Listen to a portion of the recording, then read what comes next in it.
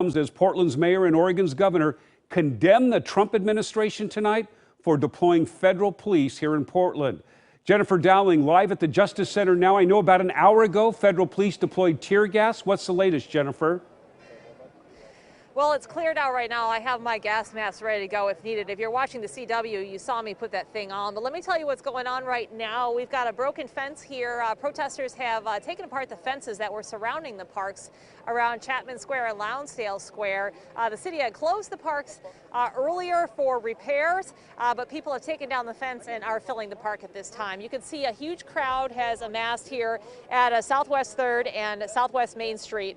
People had kind of cleared out when the gas was flowing earlier through these streets, through the building canyons, and it was really fogging us out. We've got some video of that right there. It was really intense. We saw people calling for medics. It was hard to breathe. We had to put our own gas masks on, our security detail and ourselves, and we were able to get some images because we had those on, but it was really noxious and it was really intense. Just a lot of gas flowing through the streets of downtown, some flashbangs used as well.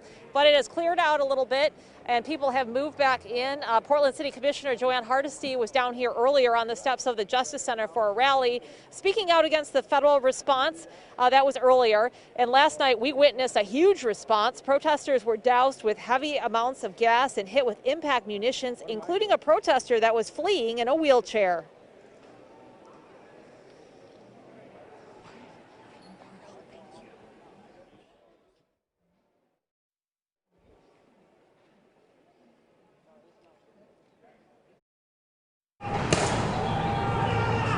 Gas flooded the streets of Portland Thursday night, sending Dustin Brandon scrambling to get out of the way of flying impact munitions and clouds of noxious fumes in a wheelchair. Oh, that gas.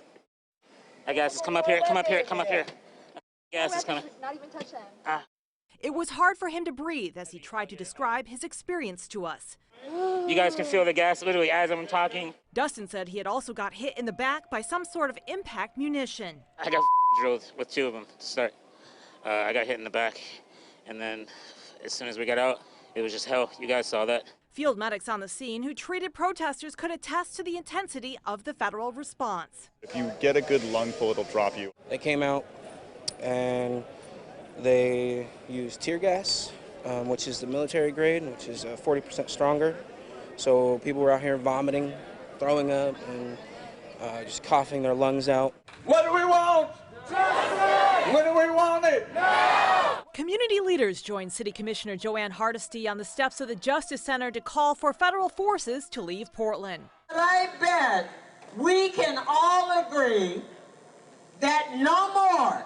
We want these federal goons out of our community. She called for a peaceful protest and said Portlanders' rights to free speech and assembly need to be protected, and also called for an end to the violence, quote, perpetrated against protesters.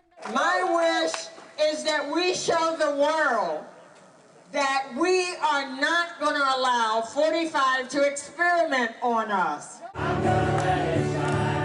Musicians wrapped up the speaking portion of the rally as people held their lit cell phones and lighters in a show of unity. I'm gonna let it shine, let it shine.